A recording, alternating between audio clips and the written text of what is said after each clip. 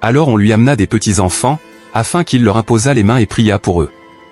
Mais les disciples les repoussèrent.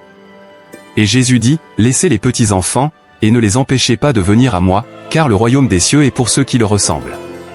Il leur imposa les mains, et il partit de là. Et voici, un homme s'approcha, et dit à Jésus, Maître, que dois-je faire de bon pour avoir la vie éternelle? Il lui répondit, pourquoi m'interroges-tu sur ce qui est bon?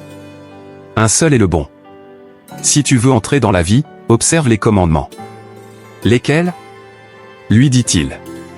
Et Jésus répondit, tu ne tueras point, tu ne commettras point d'adultère, tu ne déroberas point, tu ne diras point de faux témoignages, honore ton père et ta mère. Et, tu aimeras ton prochain comme toi-même. Le jeune homme lui dit, j'ai observé toutes ces choses, que me manque-t-il encore?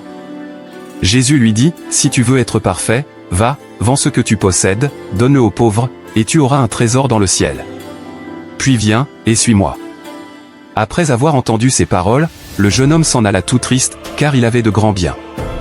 Jésus dit à ses disciples, je vous le dis en vérité, un riche entrera difficilement dans le royaume des cieux. Je vous le dis encore, il est plus facile à un chameau de passer par le trou d'une aiguille qu'à un riche d'entrer dans le royaume de Dieu. Les disciples, ayant entendu cela, furent très étonnés, et dirent, qui peut donc être sauvé? Jésus les regarda, et leur dit, aux hommes cela est impossible, mais à Dieu tout est possible.